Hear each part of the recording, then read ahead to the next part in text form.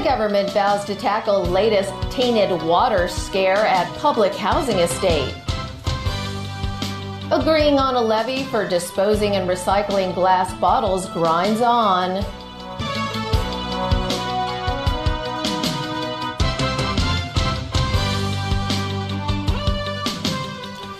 Good evening. Thanks for joining us. The government is promising a thorough investigation into the latest tainted water scare at a public housing estate. According to sources, government tests have found no traces of lead in the estate's water supply. Still, people living at the Kwai Choi estate in Kwai Fong are relying on water trucks just in case. Winna Wong reports. Residents at Kwai Choi estate are not taking any chances. One bucket will last me a day, said this lady, who went to fetch water from a government-provided water truck. Others have simply decided to leave. I'm not really sure what to do right now. I'm thinking of staying at a friend's or my mother's place for now, said this resident. People living at the newly built public housing estate are finding themselves in a predicament. This after the Democratic Party revealed yesterday that some water samples taken from 8 of the estate's flats contained excessive levels of lead. The 4 problematic samples mostly came from units on higher floors. The government had suggested residents, especially those newly moved in, to turn on their taps for 15 minutes every morning and night for 3 days. After that, every time they turn on their taps, let the water run for 2 minutes before use. But residents are calling this ridiculous and a waste of water. Officials, meanwhile, are vowing to investigate, but say it's too early to make assumptions. At the moment, we'll focus our efforts on finding out the facts, and then, depending on the outcome, we'll do our best to make sure that the water quality is satisfactory. In earlier tainted water scares, lead found in water pipe soldering was blamed. But yesterday, the Water Supplies Department said no lead was discovered in their soldering samples from Kwai Choi estate. Water tests before people began moving in also showed no problems. Winna Wong, TVB News. 5 years after the government proposed a $1 levy on glass containers, discussions continue on when and how that'll be implemented. Elmi Lung has more on the ongoing impasse. In 2016 alone, roughly 90,000 tons of used glass bottles ended up here. The government wants to reduce waste by adopting the polluter pays principle. But how much? It'd be $1 for each 1 litre bottle. If introduced by mid-2019, suppliers, including importers and manufacturers, will need to pay the levy every quarter. If they're able to reuse each glass container at least 5 times, that should slash their waste reduction rate by 80%, enough to skip the levy. You have to understand that they need manpower to collect waste bottles, and then they need storage, and such costs are high. Those who can only achieve 40 or 60%, they do not have any incentive or encouragement from you. Not a major concern to officials. They've already awarded 5-year contracts to 3 contractors to help collect and recycle bottles, such as turning them into construction materials. The goal is to get all contractors to collectively recover and treat 15,000 tons of waste glass containers in the first year of contract. At LegCo's panel on environmental affairs, some lawmakers questioned if the government will make it a priority to purchase eco-bricks and fillers made from glass. If the government paid the money to turn it into glass sand with certain specifications, I believe that there will be commercial outlets. Is there a local market for glass sand? At the moment, the imported river sand every year is in the order of about 1 million metric tons. And in terms of the recycled glass sand supply, we're talking about 5,000 to 6,000 tons. So as you can see, that there's a big difference in quantity. He thinks supply for glass sand could remain unstable unless there's a high demand for the more costly material. Elmi Leung, TVB News. More than 25 community groups are joining hands to condemn the government for suppressing freedom of association. That's after authorities proposed earlier this week to ban the Hong Kong National Party for national security reasons. Freedom of association is our core value in Hong Kong. According to the 700 pages report by police, what they were doing or what they have done just promote their ideas by through media, by the street station, or by writing some books or through social medias. It is similar to what we are doing. An estimated 500,000 people may have to pay more towards their pension funds. The suggestion was reportedly discussed by the Mandatory Provident Fund Schemes Authority in its latest review. By adjusting the maximum levels of income from $30,000 to $48,000, high-income earners may need to increase their monthly contributions to $2,400. A suspected Russian agent remains in U.S. custody tonight. 29-year-old Maria Butina is facing charges of conspiracy and acting as an unregistered agent in the U.S. at the direction of a Kremlin official. Butina was observed by the FBI dining privately with a Russian diplomat suspected of being an intelligence operative. Prosecutors also accuse the gun rights activist of using sex and deception in exchange for influential connections to gather intelligence. But her lawyer denies Butina is a Russian agent. A judge has ordered her to be held in jail as the case moves forward. She had been living in the U.S. on a student visa. Israel's parliament has approved legislation that defines the country as a nation-state of the Jewish people, which critics say is racist. The law declares that only Jews have the right to self-determination in the country. The nationality bill is a hate crime.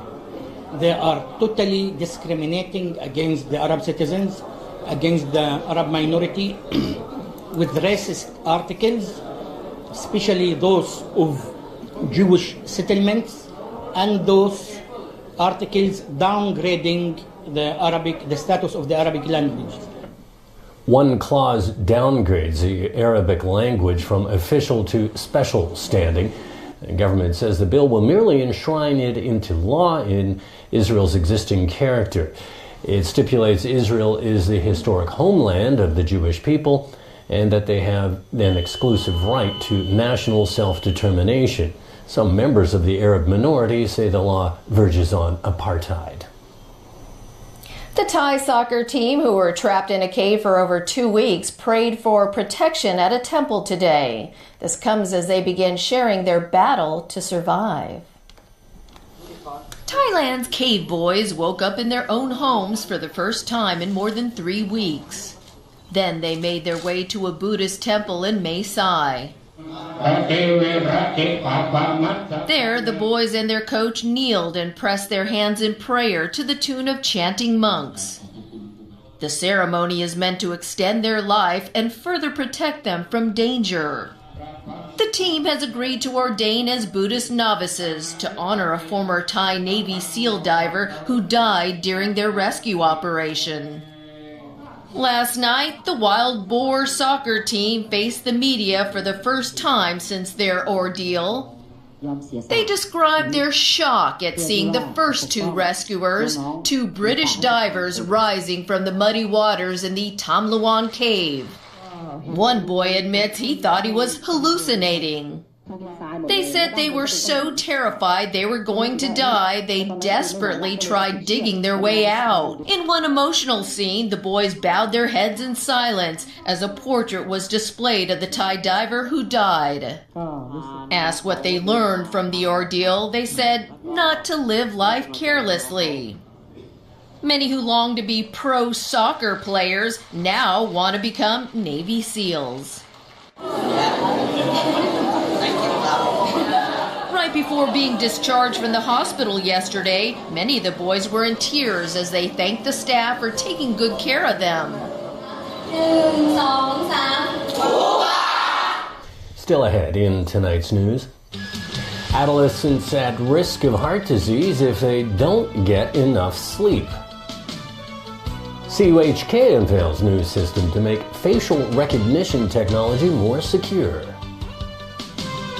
And the EU slaps large fine on Google.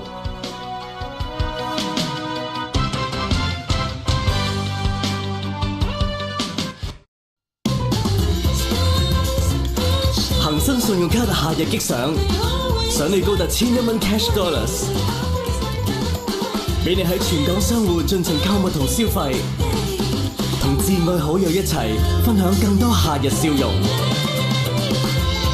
立即登記大賺高達1100蚊 cash dollars， 同埋精選商戶折扣優惠，日日最想點子獎賞，借定唔借，玩得到先好借。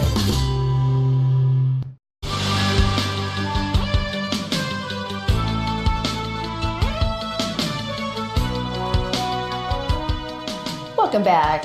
Do young people these days get enough sleep? A university study found shorter sleep time can put adolescents at risk of heart disease. Sharon Tang tells us more. How many hours of sleep do you get every day? Usually 8 hours, maybe less when it comes to the exams period, but it's not quite enough, says this girl. A better question might be, how much is enough? According to the National Sleep Foundation in the United States, adolescents below the age of 17 should get at least 8 hours of sleep each day. But this team at the Chinese university found that many young people in Hong Kong don't get that amount of sleep. In 3 years, from 2012 to 2015, researchers tracked the sleeping patterns of nearly 150 adolescents aged between 10 and 17. Almost 40% of them slept less than 8 hours a day and have thicker artery walls, an indicator of increased risk of multiple diseases such as stroke and hypertension. Long class hours and homework could be why. The team thinks students may benefit if their school days start 15 minutes later and use fewer electronic devices. Is because of the light from the screen that can suppress the secretion of the hormone melatonin, and you will delay the sleep phase of the user, and that's why they are more prone to have sleep deprivation. The team suggested doing relaxation exercises before going to bed at fixed times to enhance the quality of sleep.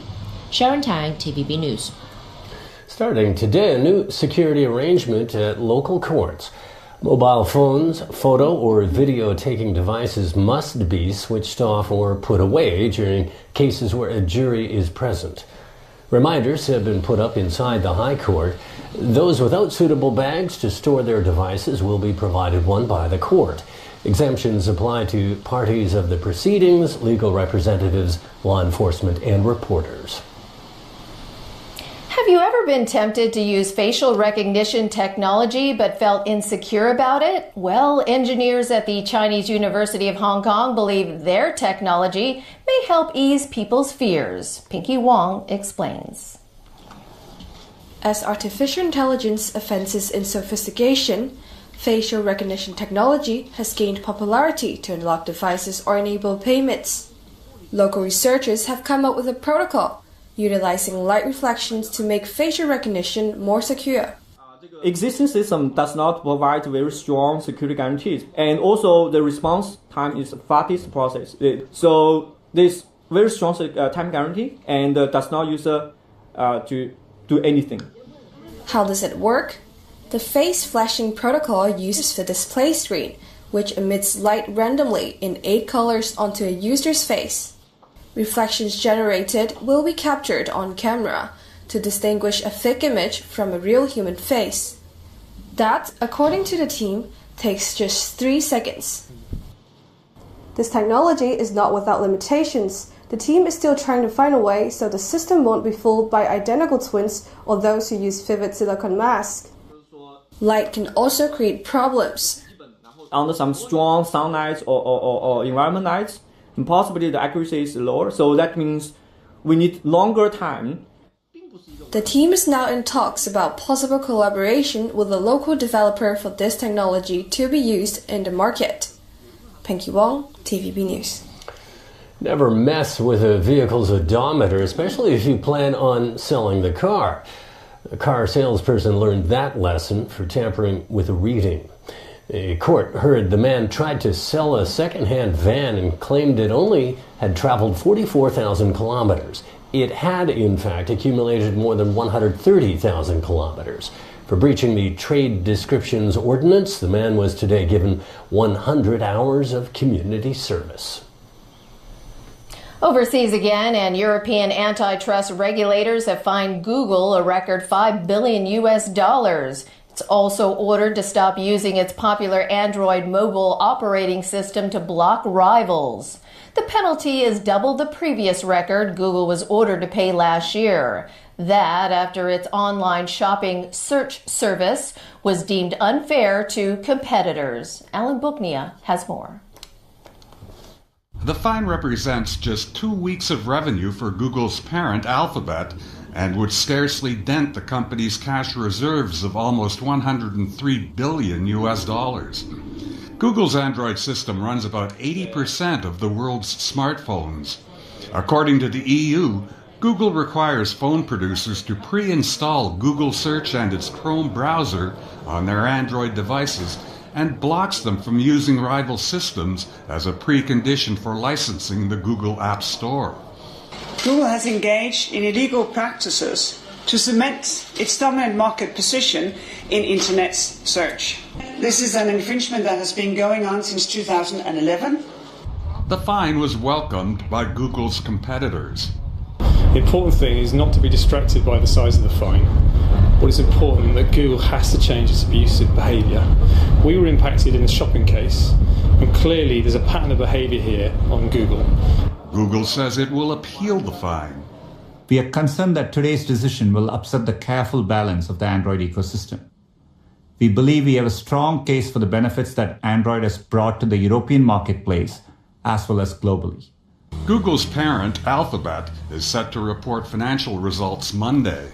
It says it will set aside the $5 billion pending the appeal. That will cut into its second quarter profit, which analysts expect will be about $6.8 billion. Alphabet's shares closed flat Wednesday, as technology analysts say the EU order will do little to damage the company's long-term prospects. Alan Booknia, TVB News. Dozens of wildfires are raging across Sweden amid a Nordic heat wave. Authorities say all available resources have been deployed to put out an estimated 40 wildfires. Thousands of people have been warned to remain indoors to avoid breathing smoky air. Italy is helping with firefighting efforts with the use of water-bombing planes. The planes are capable of dropping 6,000 liters of water in 1 second and scooping up the same amount in 12 seconds. And that's our news.